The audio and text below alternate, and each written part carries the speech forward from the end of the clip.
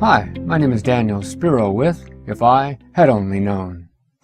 Over the course of these decades, I've made some life-strangling mistakes. A good example? Power struggles. You know, that push and pull with a romantic partner, co-worker, or family member?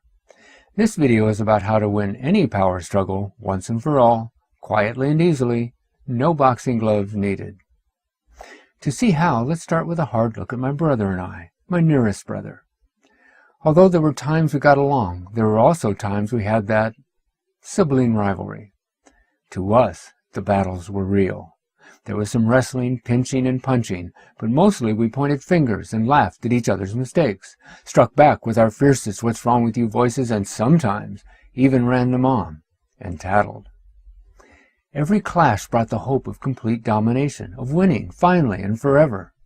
But when the clouds of battle had finally settled, when we'd gone out into the world and become almost friends, there was no winner. Right now, there are all kinds of ongoing power struggles. The I am right and you should listen to me. The I am better, faster, smarter than you. The I am king of the workplace, or the worst one. You'll regret having done that. Who can cause the most hurt? And that's the short list. Looking back at my own struggles, I have to wonder if I was crazy. You know, the popular definition, same behavior, different result. Here's the really crazy part. Some struggles went on forever, winning and losing, back and forth, round and round, accomplishing nothing. Instead, consider winning once and for all, by stepping up and sticking a silly, confused look on your opponent's face. How? Here's the end of a post I wrote some years ago. He was just there to pick up his children.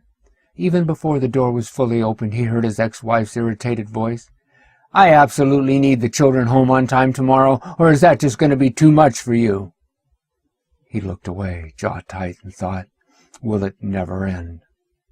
He turned back to her angry face, took a breath, and forced himself to say, "Good morning. About last weekend, I really am sorry about being late. Tomorrow, we'll be back a few minutes early." He watched a scathing retort die on her lips. Her mouth opened and closed as she mentally tripped and scrambled to respond. He took another breath and pushed out, "Oh, and speaking of early, here's the support check." As he opened his arms to his excited children, he felt an overwhelming sense of relief and thought, I can let her win. But wait, this video is supposed to end up with him winning. Well, she didn't walk away with that winning feeling. He did. Leaving her to fight all by herself pushed his self-esteem back up where it belonged. It gave him back his inner peace and raised his quality of life. Of course, watching her face struggle with this change was also a win. So, this is what I wish I'd known decades ago.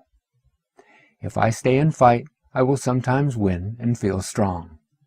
If I leave them to fight by themselves, I am stronger, permanently, and have freed myself to live a better life.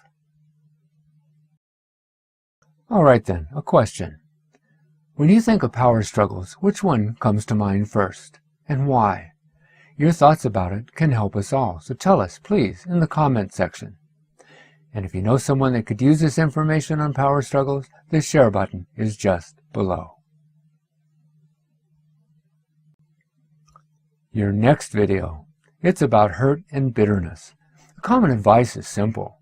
Forgive, let it go, move on. But what are we supposed to do with all those negative feelings that just keep coming back? The resentment, anger, sadness, and blame. Click subscribe now so that you'll have that one and the next in this odd series, which comes out every other Tuesday evening at 8. And thank you for sharing this time with me.